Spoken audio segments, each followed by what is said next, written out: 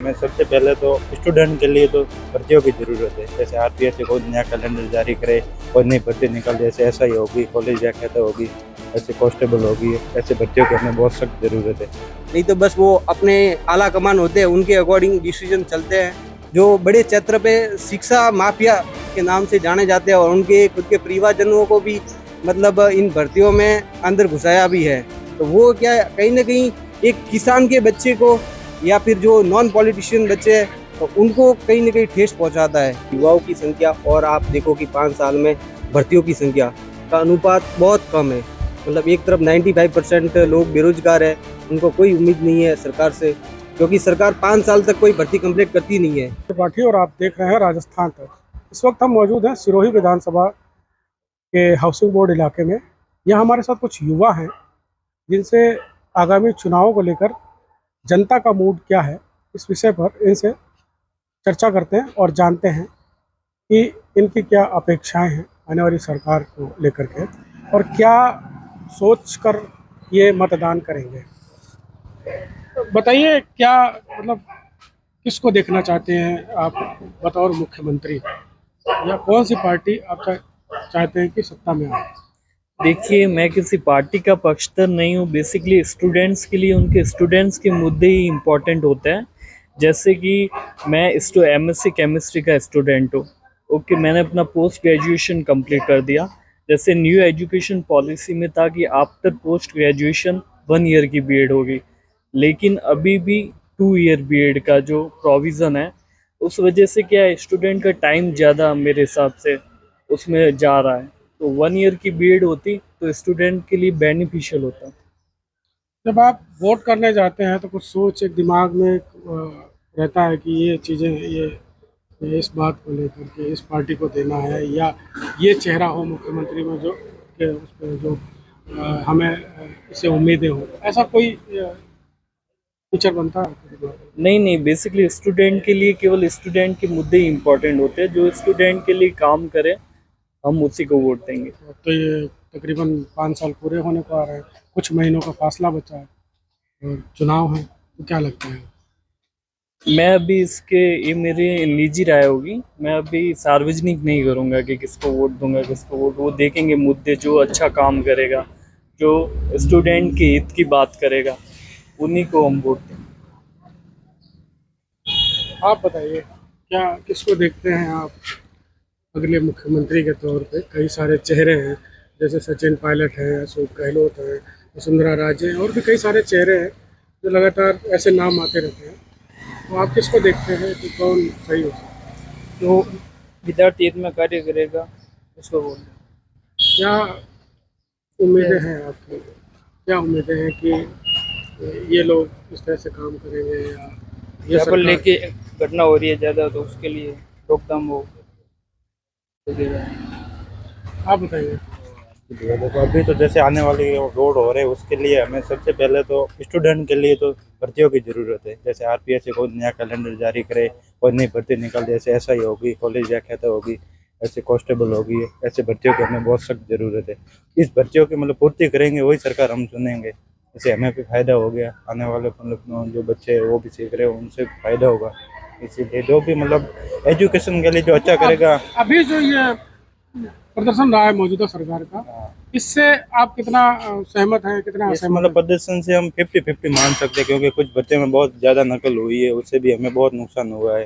अब किसी स्थिति किसी की नहीं हो अच्छी, तो उसके लिए तो फिर पढ़ाई करना बहुत मुश्किल होता था। इसलिए मतलब बच्चों में ज़्यादातर नकल का तो मतलब उनको तो एक बार पकड़ना चाहिए उनको सही से। नकल मतलब बहुत आपका कहने का मतलब पकड़े तो गए हैं, आपका मतलब पकड़े गए, कहने का मतलब उस मतलब है पर सही कि से कार्रवाई नहीं हो रही है। हाँ, वही के वही मतलब एक ही बंदा वही सभी भर्तियों में नकल करवा रहा है।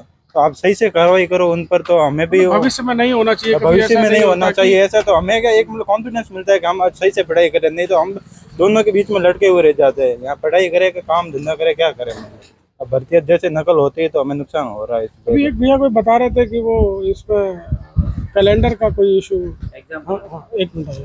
क्या नाम है आपका। मेरा नाम जयंती लाल है। हाँ, मैं अभी इंफॉर्मेशन असिस्टेंट की प्रिपरेशन कर रहा हूँ। इससे पहले मैंने अभी कंप्यूटर इंस्ट्रक्टर की प्रिपरेशन की थी। उसमें मैं जस्ट 1 मार्क्स से रह गया था, क्योंकि गवर्नमेंट का 40% मिनिमम मार्क्स हर पेपर में लाने का एक क्राइटेरिया अभी रूल आया था। जो विद्यार्थी के बेनिफिट में रहा ही नहीं, क्योंकि उसमें जितनी वैकेंसी थी उसकी 40% वैकेंसी सीट फुलफिल हुई ही नहीं। तो उस जो एग्जामिनेशन हुआ उसका औचित्य ही क्या है, जब यदि वो जो गवर्नमेंट ने वैकेंसी निकाली वो फुलफिल ही नहीं हो पाई। पहले तो उन्होंने पेपर का पैटर्न का जो क्राइटेरिया वो ऐसा पेपर बनाया जो नीट लेवल और इसरो लेवल का, और एग्ज़ाम हमारा एग्ज़ाम था 3rd grade 4th grade level का। तो ना तो उनका जो सिलेक्शन क्राइटेरिया था ना वो सही था। उसके बाद उन्होंने रिजल्ट जारी किया, तो उसमें भी उन्होंने 40% वालों को ही लिया।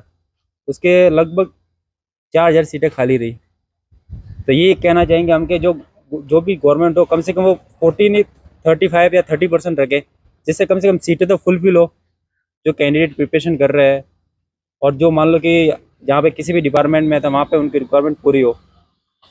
बस यही मेन एक मुद्दा था। और सेकंड ये था कि एक एग्जामिनेशन कैलेंडर जब भी हो, जैसे यूपीएससी जारी करती है, आरपीएससी या आरएसएम बोर्ड कभी भी कैलेंडर जारी नहीं करता है, और एक कैलेंडर जारी करने के बाद भी उनके एग्जाम डेट कोई फिक्स नहीं होती। अभी सूचना सहायक की जब नोटिफिकेशन निकला उसमें संभावित तिथि जुलाई माह थी, और अभी जस्ट लास्ट 15 दिन पहले उन्होंने संभावित तिथि 2 महीने बाद कर दी। तब कोई आप पहले से प्री प्लान करके चल रहे हैं, अपनी प्रिपरेशन कर रहे हैं, जो घर पे बैठे हैं जॉब को रिजाइन देके, तो उनका फिर वो शेड्यूल पूरा खराब हो जाता है, तो उनको लॉस ही है ना। यदि गवर्नमेंट विद्यार्थी हित में चाहती है तो उनको ये चीज़ें लानी चाहिए, और मैं उम्मीद करता हूँ कि आने वाली गवर्नमेंट इस बारे में विचार करेगी। तो आपको क्या लगता है कि जो मौजूदा सरकार है इसने विद्यार्थियों के लिए विद्यार्थियों या के जो लिए परीक्षार्थी कुछ रहे कुछ हैं नहीं किया इन्होंने। यदि वो करना ही चाहते हैं, उनका यदि मोटिव होता ही तो 4 साल का वेट क्यों करते, अभी क्यों करते, इससे पहले क्यों नहीं किया? पहले भी करना चाहिए था ना। अब उन्होंने लास्ट टाइम 1 ईयर में एक साथ वैकेंसी निकाल दी, कोई सिंगल कैंडिडेट कोई 4 वैकेंसी तो सिलेक्शन ले नहीं पाएगा।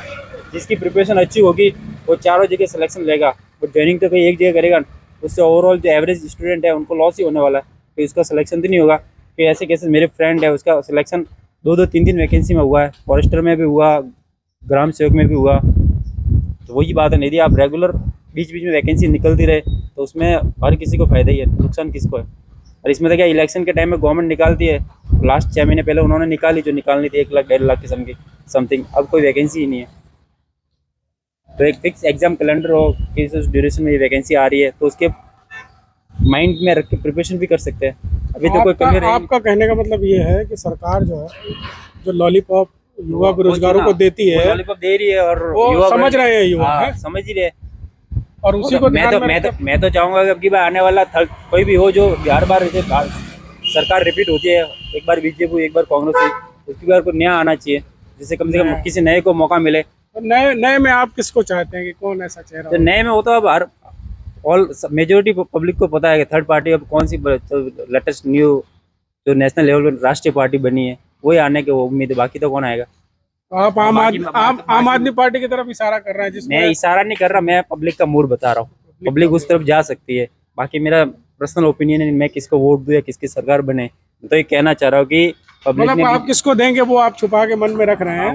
वो हाँ, ठीक है पर्सनली को डिस्क्लोज थोड़ी करेगा कि मैं उसको डायरेक्टली वोट दे रहा हूँ या उसको अपोज कर रहा हूँ।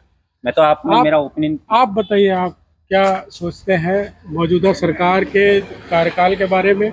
मेरा मुख्य मुद्दा तो बेरोजगारी है। अपने हर साल ग्रेजुएशन करने वाले युवाओं की संख्या और आप देखो कि 5 साल में भर्तियों की संख्या का अनुपात बहुत कम है। मतलब एक तरफ 95% लोग बेरोजगार है, उनको कोई उम्मीद नहीं है सरकार से, क्योंकि सरकार 5 साल तक कोई भर्ती कंप्लीट करती नहीं है। ये भर्ती जो रीट भर्ती है वो मतलब बीजेपी गवर्नमेंट थी उस टाइम का मुद्दा है, और उसके मुद्दे के दम पर ही कांग्रेस सरकार आई थी। लेकिन अभी तक 5 साल हो गए कंप्लीट, अभी तक वो लॉलीपॉप बनाया रखा है, उसको 2 से 3 बार मतलब एग्जाम भी करवाए फिर रद्द करवाते हैं अपने ही लोग। इसमें बड़े बड़े लोग जो कांग्रेस सरकार के बड़े बड़े माफिया कहा जाता है एजुकेशन के, वो लोग बार बार भर्तियों में गड़बड़ करते हैं, जिसमें आम जनता जो आम किसान होता है अपने घर से बहुत मुश्किल से फीस जुटाता है और फिर आकर शहर में पढ़ाई करता है। आज की तारीख में रहना खाना और इतना महंगा हो गया कि मतलब जो 4-5 हज़ार निकालने होते हैं वो भी बहुत मुश्किल होता है।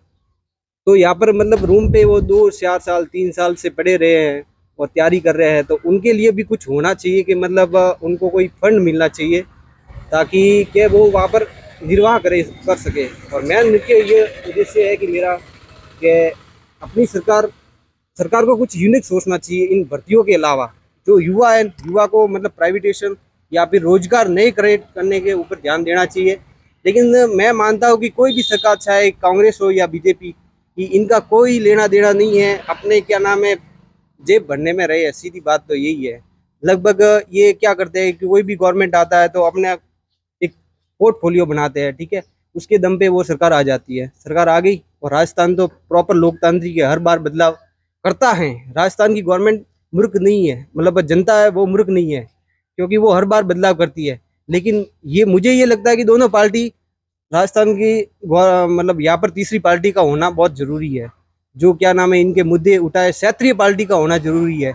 मैं नहीं कहता कि मतलब राष्ट्रीय पार्टी का होना, क्षेत्रीय पार्टी का होना जरूरी है, ताकि वो क्या क्षेत्रीय मुद्दे उठाए। नहीं तो बस वो अपने आला कमान होते हैं, उनके अकॉर्डिंग डिसीजन चलते हैं। और मेन यही है कि अब बेरोजगारी मिटने का कारण ये नहीं कि आप 2000 किसी को फंड दे दिया, 2000 सबको मुफ्त में मिलेंगे, उससे बेरोजगारी दूर नहीं होगी। बेरोजगारी तो यहाँ पर रोजगार क्रिएट करने से ही दूर होगी, सीधी बात है। और नेक्स्ट मुख्यमंत्री के रूप में हम चाहते हैं कि कुछ नया चेहरा आना चाहिए। दोनों पार्टियां एक दूसरे के ढकोसले बन रहे हैं, और क्या नाम है लास्ट में क्या होता है, विधायक होते हैं, उनकी खरीद फरोख्त चलती रहती है।